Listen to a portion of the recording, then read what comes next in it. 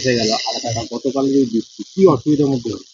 আমাদের মেন সমস্যা হচ্ছে রাস্তা উঁচু হয়ে গেছে, এবং যার ফলে মাঠ তো তুলনামূলক নিচু, আর ওই দিকে আমাদের ড্রেন আছে, ঠিক আছে, মেন ড্রেন, যার ফলে জল এদিক দিয়ে আসে মাঠের মধ্যে দিয়ে ওদিকে বেরিয়ে যায়। এই জল কতদিন জমে থাকে? এটা 1-2 দিন তো থাকবেই মিনিমাম। পুরোটাই ডিপেন্ড করছে, মেন রোডে যদি জল নামে তাহলে এটা নামবে না।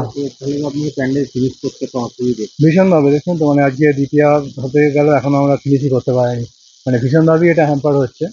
কারণ এই যে উপরে এগুলো তোলা হয়েছে, তো হ্যাঁ, এই যেগুলো তোলা হয়েছে এগুলো বৃষ্টিতে কতটা কি থাকবে বোঝা মুশকিল হয়ে যাচ্ছে। তো প্ল্যানিং তো অনেক কিছুই আছে, এবারে আমাদের যে সময় ফিনিশ করতে পারবেন না বলে মনে হচ্ছে।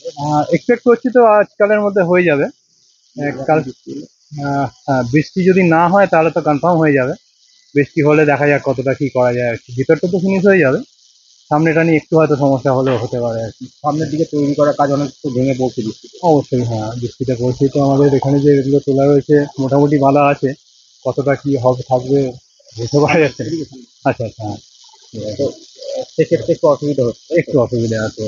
এই লাস্ট যে আজ কালকে রাতের বৃষ্টিটা আমাদের ভীষণভাবে ক্ষতি করে দিল, কারণ যা প্ল্যান ছিল যে হয়তো আজকের মধ্যে আমরা কমপ্লিট করে ফেলবো, কিন্তু বেশ কিছু এলিমেন্ট এখনো আসা বাকি আছে।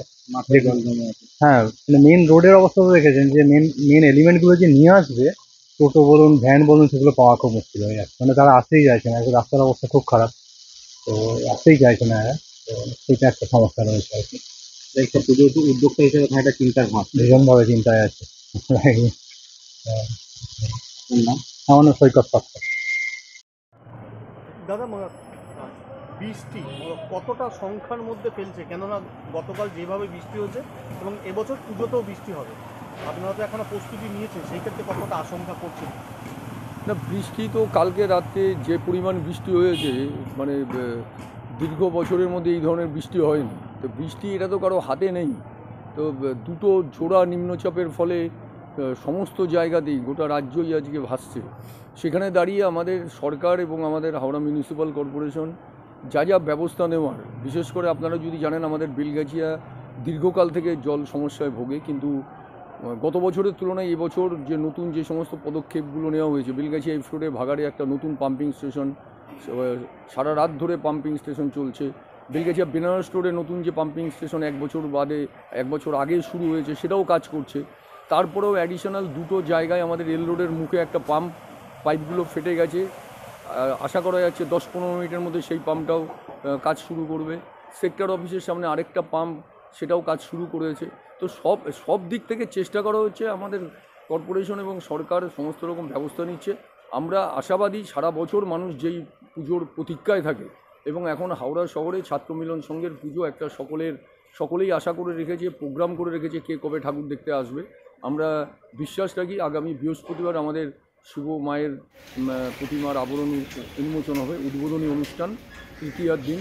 তারপর থেকে মানুষের সমাগম হবে, এবং নিম্নচাপ হওয়ার কারণে জল যেটা জমছে সেটা জল যত তাড়াতাড়ি সম্ভব জল নেমেও যাবে, মানুষের কোনো সমস্যা হবে না। মানুষ যেইভাবে অন্যান্য বছরও ঠাকুর দেখতে আসে, এই বছরও সেই একইভাবে আসতে পারবে বলেই আমরা বিশ্বাস রাখি। তারপর সবই মা দুর্গার আশীর্বাদ।